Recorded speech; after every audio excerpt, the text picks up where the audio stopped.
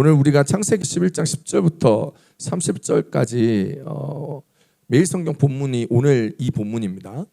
성경을 읽었습니다. 여러분 이걸 읽으면서 어떤 생각이 드셨어요? 오늘 이 본문 말씀을 가지고 약속을 여는 부르심이라는 제목으로 하나님의 은혜를 함께 나눌 텐데, 방금 우리가 큐티하신 분도 있고 못하신 분도 있겠지만 오늘 이 큐티를 보면서 어떤 느낌이 드셨어요? 누가 누구를 낳고 누가 누구를 낳고 누가 누구를 낳고 몇 세까지 살았고 몇 세 누구를 낳고 누구를 낳고 누구를 낳고, 이 본문을 설교할 수 있겠어요? 이 본문은 어떤 묵상을 하셨는지 궁금합니다. 여러분 이 본문에서 우리는 10절에 셈의 족보는 이러하니라 라는 것을 이야기하면서, 셈의 족보를 통해서 바벨탑 바로 이전에 바벨탑의 실패 이후, 바벨탑 사건의 실패 이후에 하나님께서 어떻게 구원의 씨앗을 보존하는가라는 것을 우리가 살펴보게 됐죠. 수명이 단축되는 걸 알죠. 우리가 노아의 홍수 이후에, 바벨탑 사건 이후에 수명이 계속 줄어들었어요. 800 몇십 년 살다가 지금 오늘 보니까 200년, 200 몇 년 이렇게 점점 줄어가고 있는 것들을 보고 있어요. 수명의 단축과 또 우리 마지막에 뭘 봤죠? 사례가 임신하지 못함으로. 30절 우리가 읽을 때 사례가 임신하지 못함으로 뭐가 없었다고요? 자식이 없었다라는 거예요. 오늘 이 본문에서 셈의 족보를 통해서 두 가지 어려운 상황을 이야기합니다. 뭐냐면 수명의 단축과 불임이라는 사건을 통해서 인간이 어쩔 수 없는, 여러분 아시잖아요. 여러분 생과 사를 여러분이 좌지우지할 수 있으세요? 어렵습니다. 특별히 건강에 있어서 염려가 있죠. 제가 어저께 한숨도 못 잤어요. 왜냐하면 저희 어머님이 아프셔가지고, 저희 어머님이 서울로 오셔가지고 서울에 있는 병원들에 가서 진료를 받고, 정형외과 진료를 받고, 감염내과 진료, 그 다음에 안과에서 어려운 상황들이, 저희 어머니 건강이 어려운 상황이 있어서 제 아내가 한국에 갔을 때에 아내가 어머님을 모시고 지금 병원을 다니고 있는 상황입니다. 수명이 어떻게 될지, 건강이 어떻게 될지 모르는 거예요. 결국 아이를 낳을지 못 낳을지를 모르는 거예요. 그게 뭐예요? 인간이 가지고 있는 한계라는 거죠. 인간의 한계 속에서도 하나님은 하나님의 약속의 씨앗을, 구원의 씨앗을 예비하는 것을 뭘 통해서 볼 수 있냐면 오늘 족보를 통해서 볼 수 있다는 거죠. 우리가 사실 아담 이후에 별 관심이 없었습니다. 노아 좋습니다. 노아 이후에 별 관심이 없었습니다. 그런데 노아의 아들 중에 특별히 셈을 택하여서 하나님은 셈의 족속을 통해서 누구를 우리 가운데 보여주시냐면, 누구를 봤죠? 우리가 아주 익숙한 인물, 우리가 중간에 있는 사람들 잘 모르잖아요. 특별히 몇 명만 알죠. 아담, 또 누구 알아요? 노아, 또 누구 알아요? 그 사이 아무도 모르잖아요. 아담과 노아 사이 알아요? 몰라요. 기억나는 사람 아무도 없어요.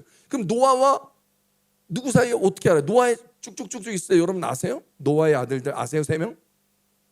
모르죠. 그 중에 하나가 오늘 셈. 그럼 오늘 알았어요. 깨달았어. 셈. 그러면 셈 이후에 쭉 나오는 오늘 족보를 보면서 이해하고 알고 있는 이름이 있습니까? 누구죠? 권사님? 아브람밖에 없어요. 그래, 아브람이 나왔어요. 그 사람이 오늘 우리가 찾아야 될 사람이라는 거예요. 족보를 통해서 아브람이 있었고 또 누가 나왔어요? 또 아브람을 통해서 같이 알고 있는 조카 롯의 이름도 함께 나왔다는 거죠. 맞아요. 인간의 한계 속에서 어려운 가운데 있는데 하나님 그 구원의 씨앗인 누구요? 구원자 누구? 큰일 났네. 구원자 누구? 예수 그리스도를 위해서 누구를 배열하셨어요? 이 족보 가운데 아브라함을 딱 띄워주시면서 아브라함을 우리 가운데 나타내고 계시는 것입니다. 우리 인간의 한계 속에서도 예수 그리스도 구원의 씨앗, 구원을 우리 가운데 보여주시기 위한 하나님의 열심이 오늘 본문 족보에서 보여야 된다라는 거예요. 여러분 이때까지 안 보이셨다면 오늘 이후로 보이실 수 있기를 축원합니다. 여러분 구원의 눈이 열어지고 믿음의 눈이 열어져서 하물며 어려운 족보의 창세기 본문을 보면서도 그리스도를 예비하신 하나님의 은혜를 볼 수 있는 믿음의 눈, 그것이 열려야 돼요. 그래야 그것 통해 은혜가 발견됩니다. 인간의 성취가 아닌 그리스도의 완성을 향하여 나아가는 창세기 11장의 셈의 족보에서 나오는 그 은혜를 붙들며 그리스도를 바라볼 수 있는 믿음의 눈으로 그리스도와 연합하여 승리하는 복음의 능력이 오늘 셈의 족보 가운데 있는 어려운 본문에서도 뭘 묵상하고 뭘 경험하고 어떤 은혜를 받아야 될지 모를 것 같은 이러한 셈의 본문에서도, 셈의 족속의 본문에서도 복음의 능력이 말씀 가운데 경험되는 수준 높은 마순교 성도들이 되시기를 우리 주 예수님의 이름으로 축원합니다. 축원합니다. 오늘 본문은 겉으로 보면 족보 이야기처럼 보이죠. 이름을 나열하고 누가 누구를 낳았고가 반복됩니다. 그러나 성경의 족보는 단순히 기록을 나타내는 것뿐만 아니라 하나님께서 누구를 선택하여 우리 가운데 보여주실지를 이야기합니다. 성경의 족보의 첫사람은 이때까지 나온 사람의 이야기입니다. 그런데 이 족보의 마지막 사람은 앞으로 이야기의 주인공이 될 사람을 족보의 마지막으로 배열하여 이야기합니다. 이제 11장에 누가 나왔어요? 아브라함이 나왔어요. 그러면 12장부터 주인공이 누굴까요? 아브라함입니다. 정말 12장 1절부터 3절은 하나님이 아브라함을 부르시는 소명의 장면, 콜링 플레이스가 나온다라는 거죠. 자, 이제 그렇게 보면 별건 아니고 단순한 기록 같은 그 본문인 것 같은 셈의 족보가 이제 우리 눈이 열려 하나님의 구속 역사를 볼 수 있는 믿음의 장이 되고, 그리고 그 믿음의 하나님의 구속 역사가 조용히 그러나 분명하게 흘러가고 있음을 보여주는 통로로 이 11장 본문이 보일 수 있기를 바랍니다. 자, 그러면 오늘 11장 본문 족보에 나오는 셈의 족보에서 나오는 그리고 데라의 족보를 통해서 보여주는 하나님의 말씀의 은혜는 무엇일까요? 첫 번째입니다. 첫 번째, 심판 속에서 준비하는 회복의 길이라는 거. 따라합시다. 심판 속에서 준비하는 회복의 길. 창세기 11장 26절 봅니다. 시작. 데라는 70에 아브라함과 나홀과 하란을 낳았더라. 아멘.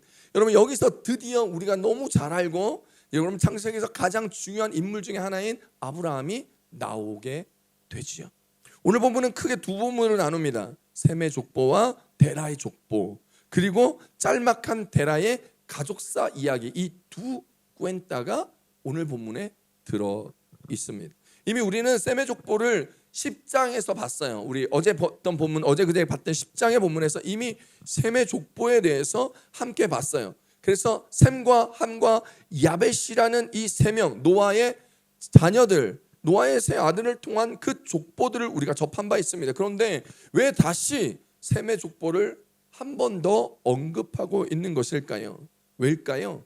그것은 기록의 목적이 달랐기 때문입니다. 10장에 노아의 자손들의 족보를 기록한 이유는 홍수 이후에 주셨던 노아에게 주셨던 그 생육과 번성의 복이 자손들을 통해서 성취되어지고 있음을 보여주는 것이 목적이었습니다. 그렇기에 셈의 족보에도 셈의 5대손까지가 기록되어져 있고, 5대손이었던 벨렉의 후손이 아니라 벨렉의 동생 욕단의 자녀들의 이야기까지 오늘 10장에서는 딱 나와서 여러분 노아의 자손들이 번성하고 있다, 이것을 보여주기 위한 것이었습니다. 그렇다면 11장에서 오늘 이야기하고 있는 11장 앞부분에 바벨탑이 기록되어져 있습니다.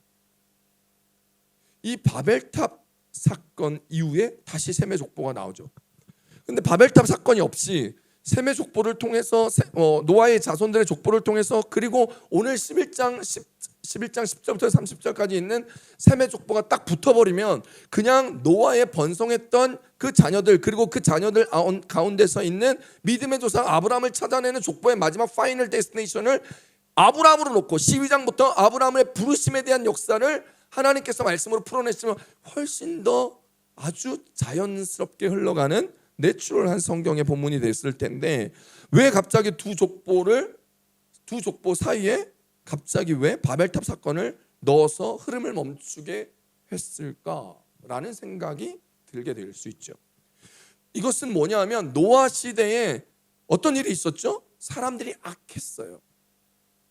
노아 시대의 사람들이 악해서 하나님께서 세상을 홍수로 심판한 뒤에 노아에게 은혜 베풀어 주심으로 말미암아 생육하고 번성하여 다시 인류에게 한 번 더 one more chance를 주시는 하나님의 그 사랑을 말씀하시면서 셈과 함과 야벳의 족보를 통하여 그 사랑을 보여주셨다면, 이제 은혜 받은 그 인류가 어떤 행동을 했는지를 바로 바벨탑 사건을 통해서 알려주시기 위한 것입니다. 하나님께서 다 쓸어버리고 내가 사람 지은 거 후회할 것 같아, 나 진짜 얘네들 왜 이래, 그리고 물로 싹 쓸어버렸는데, 그러나 하나님의 그 사랑으로 노아의 가족들을 살려주셨고 그 노아의 세 아들 셈과 함과 야벳을 살려놓으셨는데, 인간은 한량없는 욕망과 보암직도 하고 먹음직도 하고 탐스러운 것을 취하기 위한 죄의 본성으로 말미암아 그들이 바벨탑을 쌓는 그 상황을 하나님께서 10장에서 11장에서 얘기하고 계시는 거예요. 은혜를 원수로 갚는다라는 말처럼 노아의 자손들은 하나님께서 그 사랑을 베풀어 주신 것들을 원수로 갚는 듯이 자신들이 아담의 자손임을 스스로 죄성으로 증명해 낸 것이 바벨탑 사건이라는 거죠. 아담과 하와처럼 하나님께 받은 은혜를 망각한 채 스스로 하나님처럼 높아지려고 원해서 바벨탑을 쌓았다가 하나님께서 그 바벨탑을 무너뜨리고 사람을 흩으시면서 언어를 혼잡케 하심으로 온 땅에 흩어져 거주하게 되었던 하나님의 사람들. 오늘 본문이 바벨탑 사건 바로 그 뒤에 이어지고 있는 이유는요, 그런 바벨탑을 쌓은 하나님을 반역하고 죄 가운데 또 하나님의 사랑을 알지 못하는 그 반역한 인류에게도 하나님은 포기하지 아니하시고 그 하나님의 사랑과 은혜를 베풀어 주신다는 것을 어나운스하기 위한, 알려주시기 위한 거예요. 그래서 성경은 전체적인 텍스트를 읽으면서 그 텍스트 안에서 오늘 본문을 캐치업해야 된다라는, 그래서 오늘 본문을 컨텍스트를 통하여 볼 수 있는 눈이 있어야 된다라는 것입니다. 그래서 오늘 족보의 끝은 믿음으로 하나님의 백성이 된 아브라함의 등장으로 끝을 맺죠. 이는 샘이 마르지 않는 것처럼 인간도 죄성이 마르지 않아요. 내가 예수를 믿고 구원을 받았잖아요. 여러분의 죄성은 말랐습니까? 그래서 여러분 오늘 100% 거룩하게 살아가고 있나요? 그렇지 못해요. 늘 우리는 자범죄의 유혹 가운데 있고 그 자범죄의 넘어짐과 쓰러짐과 하나님을 배신하고 하나님 앞에 예배하지 못함의 부끄러움과 하나님의 자녀의 이름에 먹칠을 할 수밖에 없는 인생을 살아가면서도, 그러면서도 오늘 꿋꿋이 꾸역꾸역 오늘 나와서 예배하는 거고, 그럼에도 불구하고 연약하고 죄 많은 우리들이 하나님 앞에 예수 이름을 부르며 기도하고 찬양하며 하나님 앞에 엎드려 눈물로 기도하고 나아갈 때마다 하나님의 그 한량없는 사랑과 은혜는 여전히 우리 가운데 쏟아부어지사 그 사랑과 구원을 오늘도 두렵고 떨리는 마음으로 이루라라고 말하는 사도 바울의 마음을 가지고 구원을 이루는 하나님의 자녀로 살아가게 하신다라는 것을 기억해야 합니다. 오늘 우리가 살아가는 이 땅도 마찬가지죠. 날마다 들려오는 뉴스를 보면 맨날 전쟁이에요. 트럼프 대통령이 이란 사람을 죽인다고 막 그런 거 하면 내란이다고 내란 방지법을 통해서 한다 그러지만 자국민은 그냥 총으로 쏴서 죽이고, 이 얼마 전에 시민권자 미네소타에서 시민권자를 쏴 죽이면서 지금 많은 어려움들이 있잖아요. 사람 다 이렇습니다. 누구나 이렇습니다. 우리나라는 안 그런가요? 스페인은 안 그런가요? 스페인 국왕과 총리는 부패함 가운데 지금 어려움을 맞이하고 있진 않나요? 많은 이들이 동일한 상황 가운데 있는 모습에서 오늘 우리는 여전한 삶 가운데 하나님의 은혜의 샘과 사랑이 오늘도 이 시대 가운데 흐르고 그 시대를 살아가고 있는 우리 가운데 그 은혜와 사랑이 함께 있구나라는 것을 깨달을 수 있는 성도님들 되시길 우리 주 예수님을 축원합니다. 그 은혜의 샘이 없다면, 그 사랑이 없다면 오늘 우리의 인류는 진즉에 종말을 맞이할 수밖에 없었겠죠. 노아를 통해 이어졌던 그 하나님의 은혜와 그 사랑은 오늘 셈의 족보에서도 그대로 흘러가고 있다는 것입니다. 마찬가지로 셈의 족보에 흘러갔다면 오늘 저와 여러분에게도 그 은혜와 사랑이 흘러가고 있음을 믿으시기를 축복합니다. 인간의 죄와 실패에도 불구하고 하나님의 역사는 멈추지 않는 것을 볼 수 있어야 합니다.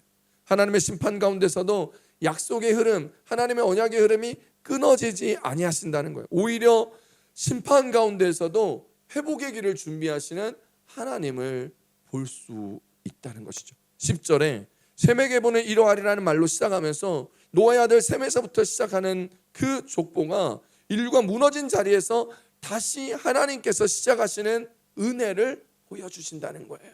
그래서 오늘 우리가 낙심하고 쓰러지고 자빠져 있는 그 자리에서 하나님 우리를 여전히 사랑하고 계시다라는 그 시작이, 그 은혜의 회복의 시작이 다시 일어난다는 사실을 볼 수 있고 기억할 수 있기를 축원합니다. 하나님은 언제나 심판으로 끝내지 아니하시고 새로운 시작으로 우리의 삶을 이어가시고, 하나님이 우리를 향한 개인의 구속사를 이끌어 가신다는 것입니다. 그래서 오늘 보는 우리 이 족보에서 위대한 업적이나 사건은 기록되어 있지 않습니다. 누가 전쟁을 했고 누가 이겼고 하나님의 말씀을 등에 업어 하나님의 영을 여호와의 영을 통하여서 그 전쟁에서 승리하였더라, 어떤 기적이 일어났더라 라는 것들은 나오지 않습니다. 하지만 오직 몇 세 아들을 낳고 누가 어떻게 살았다라는 것만 반복하고 있는 이 상황에서 바로 이 평범해 보이는 시간, 누가 누구를 낳고 누가 몇 살까지 살았고 이 평범한 일상 가운데서 여전한 하나님은 우리 가운데 역사하시고 하나님의 약속을, 나를 향한 하나님의 약속을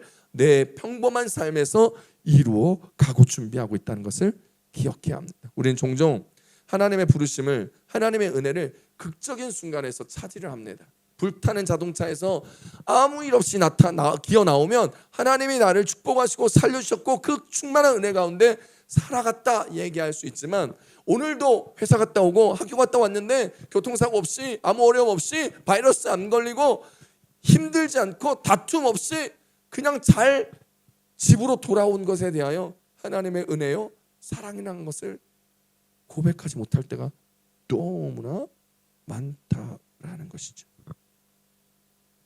하나님은 우리의 그런 조용한 일상, 아침에 일어나 밥 먹고 학교 갔다가 직장 갔다가 돌아오고 저녁밥 맛있게 먹고 오늘 예배하는 이 일상 가운데 하나님 밥 먹다가 목에 걸려 죽지 않게 하시고, 차 타고 가다가 교통사고 나지 않아 다 팔다리 잘리지 않게 하시고, 오늘 우리가 누군가 말하다가 다툼이 없게 하시고, 직장 상사로부터 마음에 상처받지 않게 하시고, 행하였던 그 모든 것에서 오늘도 우리 집에 불이 나지 않게 하신 그 모든 일상에서의 하나님의 은혜, 그 은혜, 하나님은 조용한 일상에서 이름 없는 세대들, 눈에 띄지 않는 그 사람들과 그들의 시간을 통해서 하나님은 약속을 행하시고 역사를 준비하고 계십니다.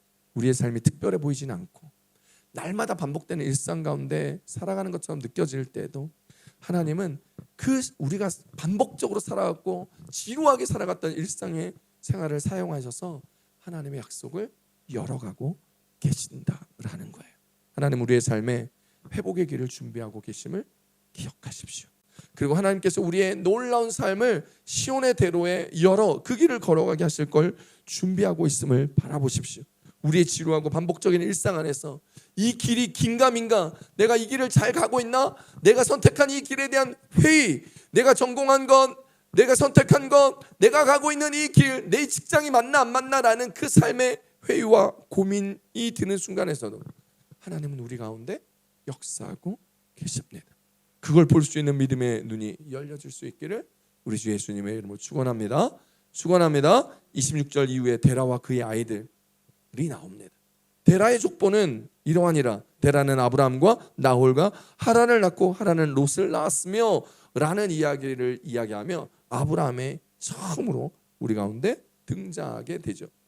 데라는 아브라함과 롯 그리고 사레를 데리고 갈대아 우르를 떠나서 가나안 땅으로 가려 했지만 가나안 땅에 가지 못하고 하란에 이르러 거기에 머물게 됩니다. 이건 나중에 두 번째 은혜 나눌 때 이야기하겠지만, 가나안이 목적이었지만 하란에 머물게 된 것이었죠. 가나안이 목적지였습니다. 그러나 가는 중간에 하란에서 멈추게 된 것이죠. 여러분 우리는요 삶을 살아가다 우리의 파이널 데스티네이션까지 가다가 멈출 때가 많습니다. 우리가 천국을 가다가 이 땅에 왔죠. 우리가 어떤 사람은 그래요. 스페인에 어떻게 왔어요? 그랬는데 사실은 딴 데 가려다가 스페인에 왔는데 스페인이 너무 좋아서 스페인에 살려고 정착했습니다 라고 이야기한 사람도 들어보았습니다. 많은 사람들이 내가 가려고 했던 파이널 데스티네이션 아니었지만 이곳에 머무르고 이곳을 선택한 사람들이 많습니다. 교환학생을 왔다가 이곳에서 공부하면 좋겠다 그래서 이곳에서 공부한 사람이 있습니다. 저도 마찬가지였어요. 저도 교단에서 5년만 갔다 와라 그래서 안 가고 싶은데 그냥 5년 갔다 오면 교수 자리 줄게. 그래서 5년 가려고 왔다가 여러분 정말 5년 만에 못 가고 지금 19년째 횟수로 19년째 있게 된 거예요. 제가 원했던 그 길이 아니었지만 하나님은 미완의 그 길에 미완의 순종을 우리를 통해 보시기를 원하신다는 거예요. 데라는 떠났지만 끝까지 가지 못했습니다. 이게 우리의 신앙의 삶과 똑같죠. 하나님 향해서 발걸음을 띄지만 여러분 그렇게 해서 가지만 어느 지점에서 멈춰지는 경우가 많습니다. 더 높은 신앙의 수준을 향해서 달려가고 싶지만 가다가 멈춰버리는 경우가 많습니다. 각종 유혹을 통해서 환경의 변화, 결혼 때문에, 직장 때문에, 여러 가지 변화 때문에 하나님께로 다가가는 그 길 가운데 중간에 멈춰버린 정체기, 신앙의 정체기를 맞이하는 경우도 많습니다. 그러나 중요한 것은 신앙의 정체기나 어떻거나 우리가 미완의 완성 가운데 있으나 그렇지 못할 때라도 하나님 그 순간에 순종하는 우리의 삶을 통해서 하나님은 아브라함을 준비하고 계셨다라는 것입니다. 그 데라에 가지 못했으나 그 가운데서도 아브라함을 준비했던 것처럼 우리의 인생에서도 가던 길을 멈춰서 스페인에 있을지라도, 가던 길 멈추고 이 전공을 하고 있을지라도, 가던 길 멈추고 이 직장을 다니고 있을지라도 내가 원하는 것이 아니었지만 그 순간에서도 하나님은 우리의 순종을 통하여 여러분의 인생에 아브라함과 같은 약속의 징표를 준비하고 계신다라는 것입니다. 오늘 우리가 읽은 본문들은 아브라함이 아직 부르심을 받기 전의 본문입니다. 12장에 가면 본격적인 하나님의 음성은 12장에서부터 나옵니다. 그래서 12장 1절부터 3절까지 아브라함을 향한 하나님의 본격적인 음성을 함께 읽어봅니다. 12장 1절로 3절 시작. 하나님께서 아브라함에게 이르시되 여호와께서 아브라함에게 이르시되 너는 너의 고향과 친척과 아버지의 집을 떠나 내가 내게 보여줄 땅으로 가라. 내가 너로 큰 민족을 이루고 내게 복을 주어 내 이름을 창대하게 하리니 너는 복이 될지라. 너를 축복하는 자에게는 내가 복을 내리고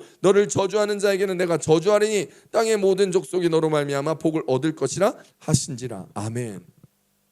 여러분 오늘 이 12장의 놀라운 이 12장의 아브라함의 부르심은 우리 신학적으로 아주 굉장히 중요한 소명 파트 중에 하나입니다. 아브라함의 부르심, 모세의 부르심, 이사야의 부르심과 같은, 그리고 바울의 부르심, 베드로의 부르심과 같은 여러 부르심 콜링 사건에 대해서 아주 중요한 사건이기도 합니다. 그런데 여러분 여기서 지금 우리가 보고 있는 12장 1절로 3절까지의 아브라함을 향한 하나님의 부르심, 이 부르심은 어느 날 갑자기 뚝 떨어져서 하나님께서 갑자기 마리아에게 나타나서 가브리엘 천사장을 보내서 짜자자 성령이 붙이면서 너가 이제 성령으로 잉태할지니 그의 이름을 예수라 하라, 이렇게 말씀하신 게 아니라는 거예요. 아무것도 없는 상황 가운데 갑자기 이 부르심을 받은 게 아니라는 거예요. 이 부르심은 어느 날 갑자기 있는 게 아니라 족보의 흐름 속에서, 그 가정의 이동 속에서, 그들의 실패와 아픔과 고통과 멈춤의 역사 속에서 이미 이 부르심이 준비되어지고 있었다라는 거예요. 하나님의 부르심은 그 공백에서, 아무것도 없는 데서 시작되는 게 아니에요. 하나님의 부르심은 우리의 과거, 우리의 가정, 우리의 역사, 그리고 심지어 우리의 연약함까지도, 우리의 고통과 아픔까지도, 속상함과 눈물까지도 다 사용하셔서 하나님은 우리의 약속의 문을 열어주십니다. 아브라함의 부르심은 한 사람의 위대함을 얘기하는 것이 아니라 오래전부터 이어졌던 하나님의 신실하심의 결과라는 거예요. 아브라함의 믿음이 아니라 하나님의 신실하심의 결과. 신실하신 하나님, 실수가 없으신 하나님의 역사 안에서, 철저한 하나님의 계획 안에서 이루어진 아브라함을 향한 부르심이었다라는 것입니다. 오늘 그 하나님이 여러분과 함께 하시고 그 아브라함을 부르셨던 하나님께서 여러분을 부르신다는 사실을 귀 기울이시길 바랍니다. 아멘. 여러분을 향한 하나님의 부르심에는 여러분의 연약과 죄악과 부끄러움과 속상함과 힘듦과 지침까지도 주님은 다 아시고 주님이 그 모든 것을 다 품으시고 여러분을 사용하시기 위하여 부르십니다. 좀 더뎌도, 좀 지쳐도 주님은 반드시 이루신다 하셨습니다. 히브리서 10장 37절 다 같이 읽어봅니다.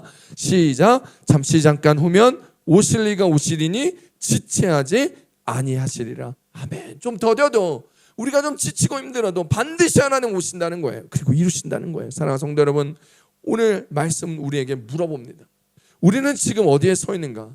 혹시 우리가 가는 길에 이제 데라와 그 아들 아브라함을 데리고 머물렀던 하란에서처럼 우리의 영적 하란에 머물러 있는 것은 아닌가? 아직 하나님의 부르심이 분명하게 들리지 않은 시간일지라도 여러분 낙심하지 마십시오. 이미 하나님께서 우리의 삶 속에서 약속을 준비하신 것을 이루실 일들만 남았습니다. 우리가 하란에 있을지라도, 분명한 하나님의 부르심이 들리지 않았을지라도 오늘 우리가 그 약속을 믿고 주님의 때를 기다리십시오. 주님이 반드시 이루신다 약속하십니다. 이사야서 14장 24절 시작. 만군의 여호와께서 맹세하여 이르시되 내가 생각한 것이 반드시 되며 내가 경영하는 것을 반드시 이루리라. 할렐루야. 하나님께서 여러분에게 약속하셨던 것을, 맹세하신 것을 반드시 되게 하시고 반드시 이루시겠다 약속하시는 것이죠. 하나님의 부르심은 약속을 여는 열쇠입니다. 그 부르심은 언제나 은혜로부터 시작됩니다. 우리의 조건이나 우리의 완전함 때문이 아니라 하나님의 계획, 그리고 하나님의 그 완전하신 사랑 때문에 주어지는 거예요. 창세기 11장에 있는 족보는 침묵의 역사처럼 보이고 누가 낳고 그래서 아브라함까지 13대가 지나가 버립니다. 훌쩍 지나가 버린 것 같은 그 침묵 속에서 빠른 시간의 흐름 가운데 있는 것 같을지라도 하나님의 가장 위대한 약속이 준비되어지고 계획되어지고 있었다라는 것을 바라보십시오. 오늘 우리의 평범한 하루, 반복되어지는 일상, 아직 드러나지 않은 시간 속에서 하나님이 여전히 여러분과 함께 하시며 여러분을 위하여 일하고 계십니다. 그 하나님을 신뢰하시고 그 하나님의 약속을 여시는 부르심 앞에 여러분 아브라함처럼 이제 순종하십시오. 그 순종으로 나가는 우리 모두가 되기를 우리 주 예수님의 이름으로 축원합니다. 오늘 성경에서 얘기하는 별 볼 일 없는 것 같은 족보의 본문이 이렇게 우리 가운데 이 족보가 얘기합니다. 하나님의 약속은 끊어지지 않았다고 말이죠.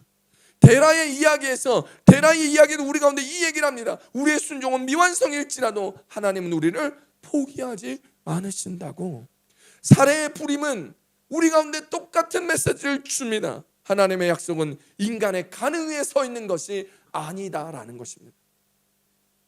오늘 우리의 삶이 아직 하란에 머물러 있는 것처럼 느껴진다면 낙심하지 마시고, 오늘 부르심이 분명하게 들리지 않는 시간일지라도 두려워하지 마시고, 하나님은 이미 우리의 삶을 통하여 약속을 이루시고 준비하고 계신다라는 사실을 깨닫고, 약속을 여는 부르심 앞에 어느 날 갑자기 들리는 음성이 아니라 오랫동안 우리의 삶을 켜켜이 살아오시며 동행하시며 쌓아오신 하나님의 신실하심의 결과라는 것.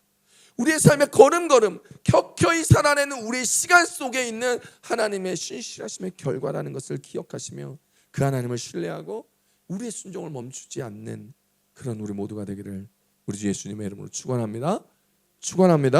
아멘. 두 번째 오늘 말씀 주신 은혜는 고난을 넘어서 나타나는 하나님의 영광이라는 걸 따라합시다. 고난을 넘어서 나타날 하나님의 영광. 오늘 본문 함께 읽어봅니다. 창세기 11장 30절 한번 읽어봅니다. 시작. 사레는 임신하지 못함으로 자식이 없었더라. 아멘. 자, 오늘 우리가 읽었던 큐티 본문의 마지막 30절에 사레는 임신하지 못함으로 자녀가 없었다라고 이야기하고 있습니다. 성경에서 하나님의 부르심은 언제나 영광으로 끝나지만 그러나 그 과정은 늘 좋고 빛나고 대단한 것이 아니었습니다. 하나님의 영광의 결과에 나오는 그 과정은 거의 예외 없이 고난을 통해서 나타나고, 그 하나님의 영광을 경험하는 사람들은 모두 다 고난을 통과하게 됩니다.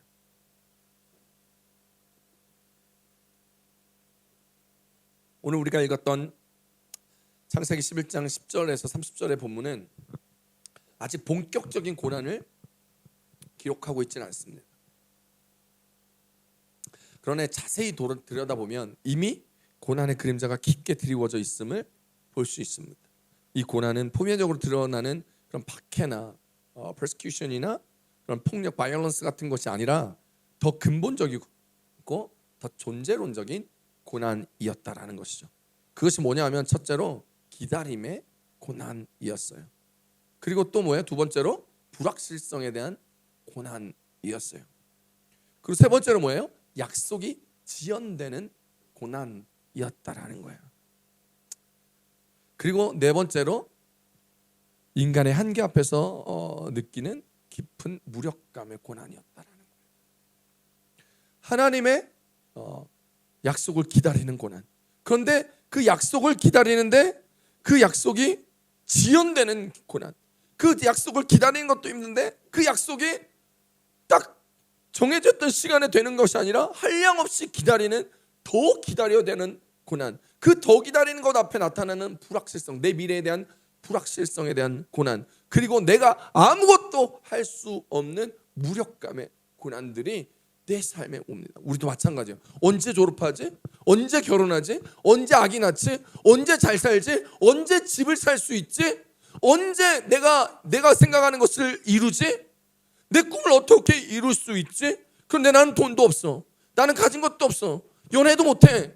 공부도 못해. 대단한 무언가가 없어. 맨날 허무한 거예요. 늘 무력함이에요. 나의 한계, 지혜의 한계, 지식의 한계, 상황의 한계, 물질의 한계를 맞이할 때마다 우리는 어쩔 수 없는 삶의 고난과 환경의 고난 앞에 놓이게 되죠. 하나님은 바로 이 고난의 토양 위에서 하나님의 영광을 너와 함께 이루겠다 말씀하고 계시는 것입니다. 먼저 우리는 이 족보 전체가 하나님의 긴 기다림의 역사라는 것을 볼 수 있는 것에 주목해야 합니다. 셈으로부터 아브라함까지 이르는 약 13대가 흐르는 동안 200년 가까이 살았으니까 보세요. 얼마를 살았겠어요? 13대 200년, 2600년이 지나는 거예요. 2600년의 시간이 지나는 동안 단 한 번도 성경은 하나님이 말씀하셨다라는 것을 기록하고 있지 않습니다. 그리고 하나님이 말씀하신 직접적 계시에 대하여 성경에서 아무런 언급조차 하고 있지 않는 시간, 그들은 계속해서 기다렸습니다. 하지만 이 2600년 가까이 되는 이 시간에 하나님이 말씀하셨다라는 직접적인 계시가 없다는 것은 하나님의 부재를 의미하는 것, 하나님이 우리와 함께하지 않는다는 것을 의미하는 것이 아니라는 거예요. 오히려 하나님의 침묵 속에서 진행되는 하나님의 섭리와 하나님의 계획과 하나님의 일하심을 우리 가운데 보여줍니다. 그러나 인간의 입장에서는 이 하나님의 침묵하신 것 같은 것이 언제나 고난처럼 경험하게 됩니다. 사실 우리도 하나님 앞에 우리 교회가 다 같이 기도하고 있잖아요. 하나님 다음 세대와 열방을 섬기기 위해서 새 성전을 주십시오 그랬는데 하나님 언급하는 것 같고 않고 뭐 살 듯 했다가 못 사고 막 갑자기 살라 그랬더니 팔려버리고 뭐 2번이나 그런 사건이 있으면서 도대체 이거 언제 되는지, 이러다가 우리 성전 사자라는 불씨가 꺼지는 것은 아닌지 이런 생각들을 하게 되지요. 하나님의 침묵은 고난처럼 경험됩니다. 응답 없는 기도, 방향이 보이지 않는 시간, 약속이 있는 것 같긴 하지만 손에 잡히지 않는 이 약속과 같은 현실은 믿음의 사람에게도 큰 시험이 될 수 있다라는 것이죠. 그런데 이런 우리들에게 성경은 이렇게 이야기해 줍니다. 요한복음 20장 29절입니다. 시작. 예수께서 이르시되 너는 나를 본고로 믿느냐? 보지 못하고 믿는 자들은 복되도다 하시니라. 할렐루야.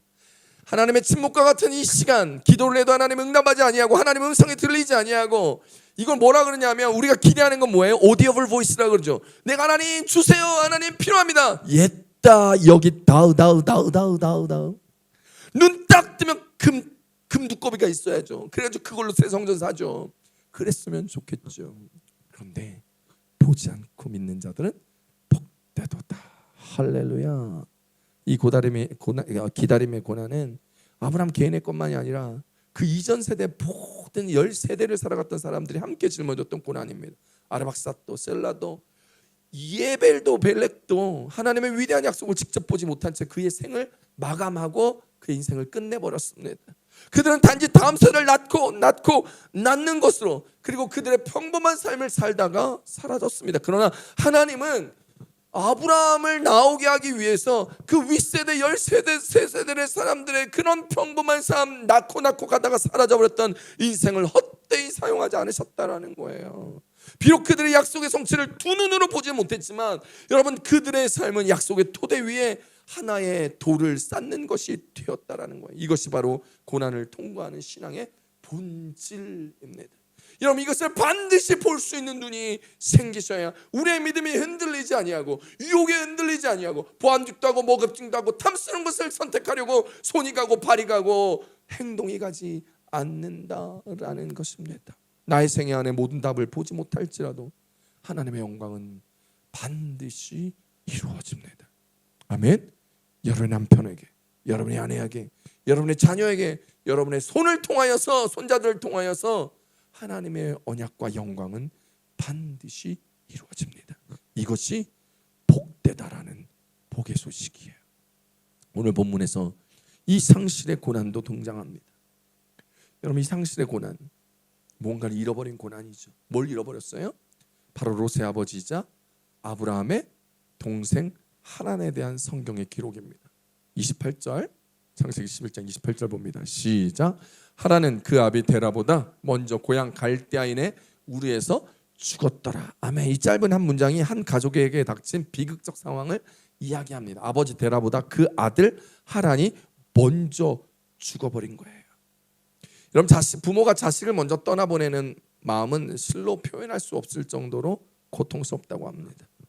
성경 이 사건을 길게 이야기하지 않지만 그 침묵 속에서 그들이 겪었던 슬픔은 결코 가볍지 않았을 것입니다. 이 상실 앞에서 데라의 삶은 크게 어려움이 있었고 데라의 삶에 많은 영향력을 끼쳤을 겁니다. 아마 그의 여정이 가다가 하란에서 멈췄던 이유도 어쩌면 그 아들 하란이 고향 갈대아 우르에서 죽어서 그렇게 경험되어졌던 모습일 수도 있습니다. 고난은 결코 하나님의 계획을 방해하지 않습니다. 방해하지 못합니다. 오히려 고난은 하나님의 영광이 더 분명하게 드러낼 수 있는 조건이 되고 무대가 되기도 합니다. 인간의 상처와 눈물 위에서 하나님의 구원이 세워지는 것이 성경의 일관된 증언이었기 때문입니다. 또 하나의 고난이 있는데 바로 살해의 불임이었습니다. 우리가 아까 봤던 거죠. 성경을 읽었잖아요. 30절 한번 읽어볼게요. 30절 시작. 살해는 임신하지 못함으로 자식이 없었더라. 아멘. 살해가 임신하지 못함으로 자식이 없다라고 의도적으로 지금 밝히고 있는 거예요. 무슨 말이에요? 인간의 한계를 설정해 놓은 거예요. 아브라함이 겪는 한계적 상황, 자기 힘으로 어쩔 수 없는 상황, 자녀를 낳을 수 없었던 상황, 단순히 생물학적 정보가 아니라 약속을 둘러싼, 하나님의 약속을 둘러싼 절망적인 현실을 강조하고 있는 신학적인 진술이라는 거예요. 당시 사회에서 기업을 이을 자녀가 없다라는 것은 그냥 개인적인 슬픔과 또 가정의 건조함을 말하는 것뿐만이 아니라 그 개인의 상황을 넘어서 사회적인 수치와 미래지향적인 삶의 단절을 의미하는 거예요. 아브라함의 가정은 약속의 계보를 이어가야 할 위치에 있었지만 인간적인 한계에 딱 부딪혀서 그 길은 이미 어쩔 수 없이 막혀버린 거예요. 블록케어도 돼버린 거예요. 뚫어낼 수 없었어요. 자신의 능력과 자신의 힘으로는 그 장벽을, 막힌 담을 무너뜨릴 수 없는 거죠. 이 고난의 자리에서 우리는 하나님의 방식과 인간의 방식이 얼마나 다른지를 구별해 볼 수 있습니다. 인간의 눈으로 볼 때 살해의 불임은 약속의 끝인 것처럼 보입니다. 하나님께서 어쩔 수 없는, 하나님도 어쩔 수 없는 것처럼 포기하고 내 삶에 불가능한 상황으로 나아가는 것처럼 보였지만, 그러나 하나님의 눈으로 볼 때는 그 불가능이, 그 인간의 한계가 바로 내가 너의 삶 위에서 보여줄 영광의 시작점이다라는 것입니다. 할렐루야. 하나님은 가능성 위에서 일하는 분일 뿐만 아니라 불가능 위에서 하나님의 영광과 전능하심의 엘샤다이를 드러내시는 분이시라는 거예요. 훗날 나중에 이삭이 태어날 때 단순히 이삭의 탄생은 그냥 출산 사건이 아니에요. 단순한 출산이 아니라 뭐예요? 고난을 넘어선 하나님의 영광의 증거가 되는 것입니다.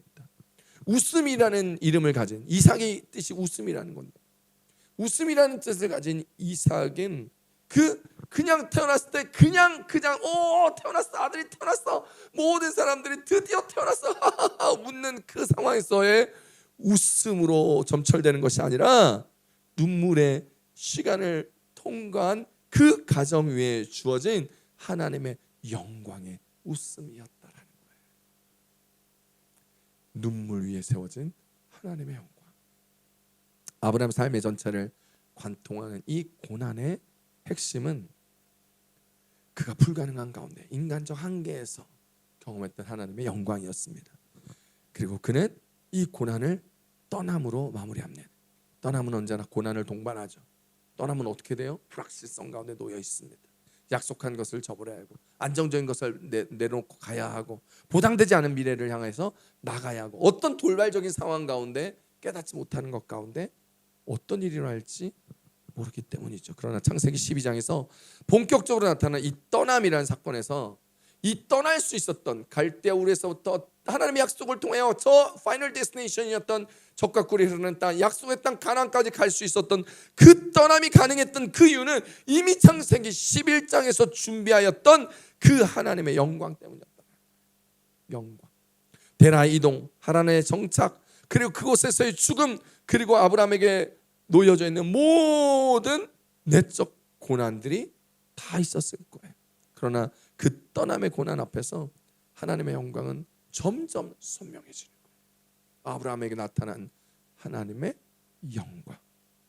사랑하는 성도 여러분, 오늘 성경 전체에서 우리 가운데 얘기하고 있는 고난은 하나님의 영광을 가리는 장애물이 아니라 하나님의 영광을 드러내는 통로라는 사실입니다. 여러분 지금 고난 가운데 있습니까? 불확실한 미래, 무엇을 결정해야 될지 모르는 계획, 어떻게 될지 모르는 나의 한 걸음의 앞날을 알지 못할 그 순간이 바로 하나님의 영광이 드러날 지점이요 통로라는 사실을 기억하시기 바랍니다. 요셉은 형제들에게 버림받은 고난을 통해 애굽의 총리가 되었고, 모세는 광야에서 고난을 통해서 영도 민족의 지도자가 되었고, 다윗은 도망자의 고난을 통해서 이스라엘의 왕으로 준비되었던 것입니다. 그리고 궁극적으로 예수 그리스도께서 십자가의 고난을 통하여 부활의 영광을 우리 가운데 보이셨고, 그 부활의 영광을 믿는 자들에게 하나님의 자녀되는 권세를 주심으로 말미암아 하나님의 영광의 관을 쓰며 주님 앞에 설 수 있는 우리의 삶을 허락하여 주셨다는 것을 믿으시길 축원합니다. 믿으시길 축원합니다. 고난의 연속 끝에 있는 하나님의 축복의 영광이 나타나는 것, 한 사람의 순종을 통하여 온 인류를 향한 구원의 문이 열린 것을 하나님은 우리 가운데 말씀하시는 것입니다.